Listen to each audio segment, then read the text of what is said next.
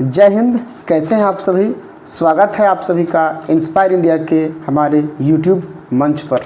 दोस्तों, झारखंड राज्य के हजारीबाग ज़िले में रामनवमी के अंतिम मंगला जुलूस के दिन विष्णुगढ़ थाना क्षेत्र में एक घटना घटती है, जिस घटना को लेकर पूरे राज्य में बवाल मचा था। पूरे राज्य के लोग काफ़ी आक्रोशित थे। उस घटना का हजारीबाग पुलिस के द्वारा उद्भेदन किया गया है, सफल उद्भेदन किया गया है, जिसमें हजारीबाग पुलिस अधीक्षक महोदय के द्वारा प्रेस कॉन्फ्रेंस कर बताया गया है। लेकिन उससे पहले मृतिका की मां तथा भीमराम का भी बयान आपको सुनवाएंगे। तो आप पहले मृतिका की मां का बयान सुनिए, उसके बाद भीमराम का बयान सुनिए। को क्या आश्वासन मिला है, क्या बता रहे हैं कि कितने दिनों तक वो पकड़ा जाना चाहिए, जिस प्रकार ब्रूटल तरीके से? अभी तो नहीं बोला, कुछ ना बोले, लेकिन हम कहलिए हमरा इंसाफ चाहिए। हमर जैसे हमर बच्चे के मार दिले उसी तरह ओकरा भी मार देना, फांसी के सजा देना, मिल जाए ओकर पकड़ के। जैसे हमरे बेटे के जीभ काट दलका, आग फोड़ दलका, मुंह में पत्थर साय दलका, पेशाब के रास्ता में लकड़ी साय दल, उस तरह भी ओकरा भी होना चाहिए। ओकरा इसी तरह सजा मिले चाहिए, पूरा कड़ा से कड़ा सजा एकदम। बचवा को न ज्यादा उम्र है न देखी कुछ भी, एकदम पूरा पतली दुबली है। बच्ची के साथ ऐसा दुष्कर्म हुआ, ये बोलना यही है कि अपराधियों पर जो है सो मतलब सख्त कार्रवाई हो, और अपराधी जो है सो मतलब बैकऑफ अभी मतलब कि घूम रहे हैं। और अभी जो मौजूदा जो सरकार है, हेमंत सोरेन की जो सरकार है, उनसे भी मैं कहना चाहूँगा कि सर, यहाँ झारखंड की जो बहू बेटियां हैं उस पर विशेष थोड़ा सा ध्यान दीजिए, और जो भी ऐसे मतलब कि घटना का इल्जाम दिए हैं उसको फांसी के फंदे तक चढ़ाइए। मैं हेमंत सोरेन जी से यही कहना चाहूँगा कि यहाँ की बहू बेटी सुरक्षित नहीं है। ऐसा नहीं लग रहा अपराधी बैकऑफ होकर काम कर रहे हैं? जी जी जी जी जी, ये तो बिल्कुल अपराधी जो है सो बैकऑफ होकर के घूम रहा है। कितना घिनौना घटना ये हुआ है। बहुत बहुत, इसको जितना भी मतलब कि कहा जाए उतना कम है। अगर अपराधी को अगर एक एक पीस करके भी अगर काटा जाए तो भी समझ लीजिए कि सजा कम है। घटना का हजारीबाग पुलिस के द्वारा उद्भेदन किया गया है, सफल उद्भेदन किया गया है, जिसमें हजारीबाग पुलिस अधीक्षक महोदय के द्वारा प्रेस कॉन्फ्रेंस कर बताया गया है। रहे थे, आप सबको अवगत हैं कि 24 तारीख की रात को कुसुम्बा थाना में एक घटना कारित की गई, जिसकी सूचना 25 को थाना को मिली। 24 को मंगला जुलूस के दौरान जो मृतिका है, एक नाबालिग बच्ची है, वो मंगला जुलूस के बाद मिसिंग पाई गई। गांव के कुछ लोगों को ये बताया गया कि घर के सदस्यों के द्वारा कि ये मंगला जुलूस के बाद से कहीं गई है, मिल नहीं रही है, और उसको ढूंढने का प्रयास किया गया। कुछ हद तक गांव के कुछ लोग इसमें इन्वॉल्व हुए उसको ढूंढने में। अगले दिन तक बॉडी या वो बच्ची नहीं मिली। तो फिर जब अगले दिन उसका मृत शरीर के बारे में जानकारी प्राप्त हुई, हम लोगों ने FIR किया। इसमें मुख्य रूप से 3 मेन अक्यूज्ड अभी तक सामने आए हैं।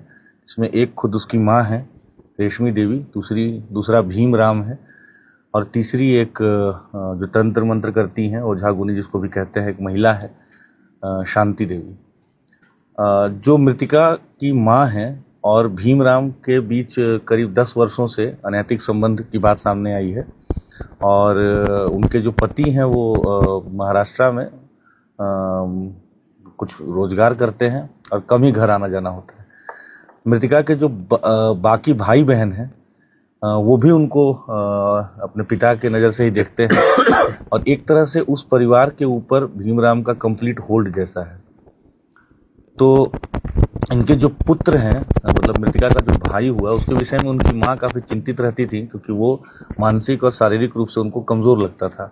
साथ में उनका इकलौता बेटा था, तो उनको हमेशा इस बात की चिंता रहती थी कि कैसे इसका भविष्य उज्जवल हो जाए, ठीक हो जाए, स्वास्थ्य भी इसका अच्छा हो जाए। ओझा गुनी का जो उनकी विश्वास है, वो पिछले कई सालों से वो जो हम लोग बताए कि शांति देवी हैं, जो ओझा गुनी करती हैं, और जो एक भक्तिनी जिसको कहा जाता है ग्रामीण परिवेश में, उनके पास जाती थी। ज़्यादातर समय अपने पुत्र के शारीरिक स्वास्थ्य को लेकर या कभी कभी नौकरी के लिए जाती थी, कभी कभी घर में तंत्र मंत्र से अपने घर को बंधवाने के लिए जाती थी, जो सब पूर्व में किया भी गया इसी भक्तिनी के द्वारा। कभी अगर जमीन का भी विवाद हो, किसी भी तरह के व्यक्तिगत जो उनकी समस्याएं होती थी उसके लिए वो जाने लगी थी। तो इन चीज़ों में एक तरह से ये जो भक्तिनी है वो उनसे उसके बदले में पैसे और बाकी चीज़ें लेती थी। उनके घर में जैसा मैंने बताया कि हर चीज़ के लिए वो डिपेंड करती थी भीमराम के ऊपर। तो घटना के दिन भी जब ये अपनी मृतिका के साथ, छोटी बच्ची के साथ और भीमराम के साथ उनके घर गई, वो भक्तिनी के घर गई, तो उनके घर में एक छोटा सा, जिसको वो मंदिर कह रहे हैं, उसको धरती माता मंदिर या मनसा देवी मंदिर भी कहा जा रहा है, तो उस मंदिर में इनको बुलाया गया। हालांकि माँ बेटी दोनों दरवाजे से गई, लेकिन जो भीमराव था उसके विषय में बता रहे हैं कि वो पीछे का जो छोटा सा बाउंड्री होता है उसको कूद करके छुप करके आया। और उस समय पहले वो भक्तिनी के द्वारा बताया गया कि इसके ऊपर देवास आया हुआ है, मतलब माता आई हुई, जिसको हम लोग ग्रामीण बोलचाल में कहते हैं, और उसको टिकाव करके कुछ अपना मंत्र का वो ढोंग करके और छोड़ दी। बच्ची वापस से आकर के और जो मंगला जुलूस था उसमें पार्टिसिपेट करने लगी, और भक्तिनी के द्वारा बताया गया कि आप दोबारा से आइए, इसको लेके अच्छे मुहूर्त वगैरह के बारे में बताते हुए कि 9:30 बजे के 9 बजे के आसपास के बाद आना है। जब दोबारा से गए तो, और साथ में ये भी बताया गया कि जो हम आज करेंगे, इसका इलाज करेंगे, जो बलि हम देंगे, उसमें हमको एक मेल पुरुष का जरूरत पड़ेगा। तो मृतिका की माँ इस काम के लिए भीमराम को दोबारा अपने साथ लेके गई और मृतिका को भी लेके गई। उसको, बच्ची को पहले बताया गया कि उसको वहाँ बिठा करके वो मंदिर में, जो छोटा सा है, उसको मंदिर तो कहा जा रहा है जो भी, तो वहाँ पे बिठा करके उसको पूजा वूजा किया गया, टीका उका कुछ किया गया। उसको मुकुंदाना और इलायची वगैरह का प्रसाद खिलाया गया और बोला गया कि तुम्हारे ऊपर कुछ दोष है, आज हम लोग जो उपचार कर रहे हैं, इससे तुम दोष मुक्त हो जाओगी।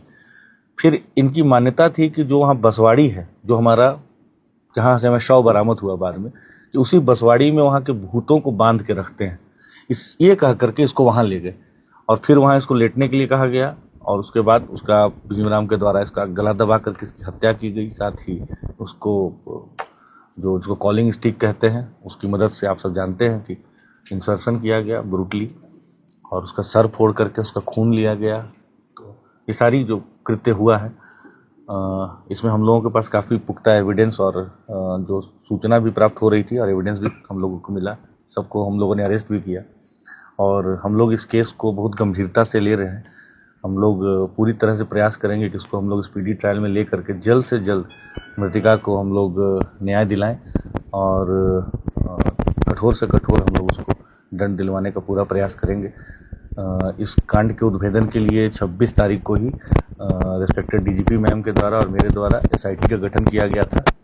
उस एसआईटी में शुभम थे, जो प्रोफेशनल आईपीएस हैं, साथ में एसडीपीओ विष्णुगढ़ थे, इंस्पेक्टर विष्णुगढ़ थे, 2 प्रोफेशनल डीएसपीज थे, कई और अन्य पदाधिकारी भी थे।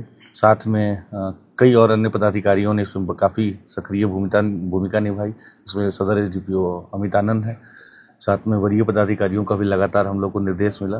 तो इन सब के कारण हम लोगों ने इस कांड का उद्भेदन किया है। सभी लोगों की गिरफ्तारी कर ली गई है।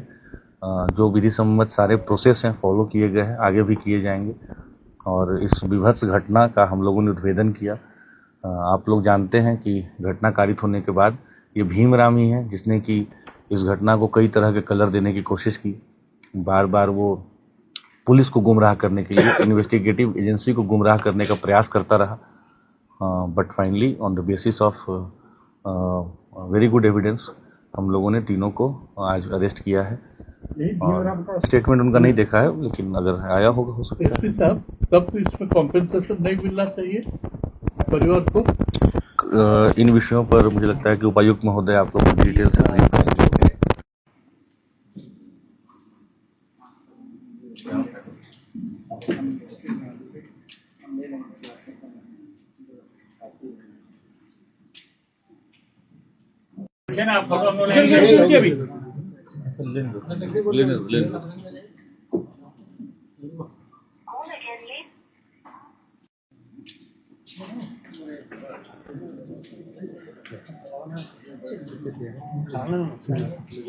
ठीक।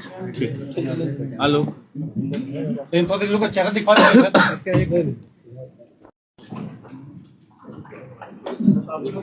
इन तीनों को एक साथ रख दो ना बीच में। वुमेन एक्टिविस्ट भी है। अरे कहाँ ले जा रहे हो? ये कहाँ ले जा रहे हो?